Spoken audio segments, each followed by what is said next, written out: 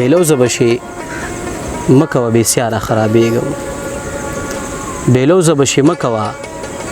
بسیاره خرابېږم راځه بس انتظار خرابېږم ګلونه دي سپرلی دی او شوخي د مازیګر دی ګلونه دي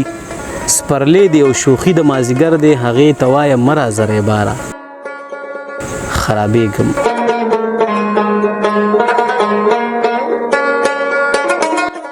منمه غریبي ده خو د لوږې نه به نه مرو منمه غریبي ده خو د لوږې نه به نه مرو قلم مې لاس نه مه غورځوه پلاره خرابېږم منمه غریبي ده خو د لوږې نه به نه مرو قلم مې لاس نه مه غورځوه پلاره خرابېږم راتلل چې څوک دیدن ته هغه ټول راته ولاړ دي راتلل چې څوک دیدن ته هغه ټول راته ولاړ دي جانان نه راځي خاورو ته مې سپاره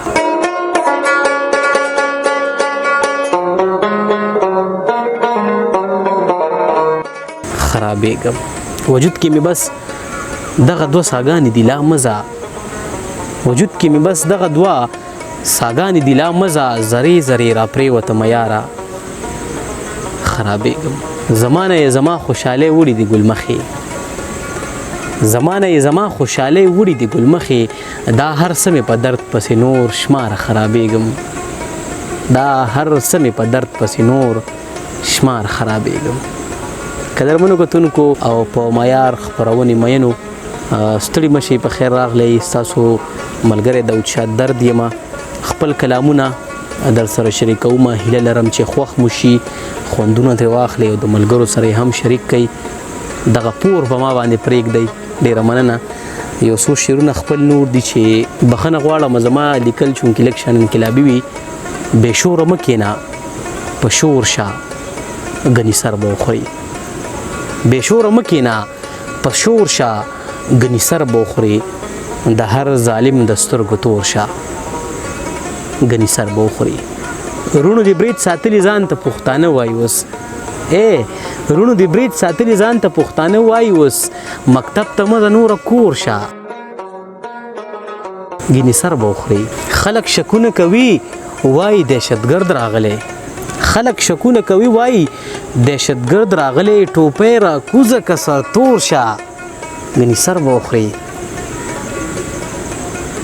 خلک شکونه کوي وایي دهشتګرد راغلی ټوپۍ را کوزه که سرتور شه ګنې سر به وخوري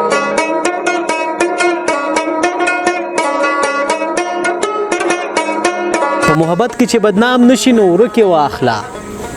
په محبت کې چې بدنام نشي نورو کې واخله د چا د ستورو سترګو تور شه ګنې سر به وخوري او دغه شعر ټولو ملګرو ته ډالۍ چې په دې شعر کې ډېر ښه نصیحت دی ځان پرې پوهه کوي که یو ګلاب شي نو دا واوره شوکېدلی به دا سپیشل زما همکار نظیر احمد ته ډالۍ کومه او د معیار کتونکو ته هم چې که یو ګلاب شي نو دا واوره شوکېدلی به لکه انګور په دیوال خور شه ګنې سر به وخوري که یو ګلاب شي نو دا واوره شوکېدلی به لکه انګور په دیوال خور شه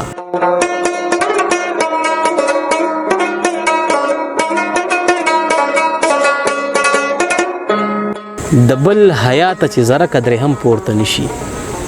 د بل حیاته چې ذره قدرې هم پورته نشي درده د داسې خلکو رور شه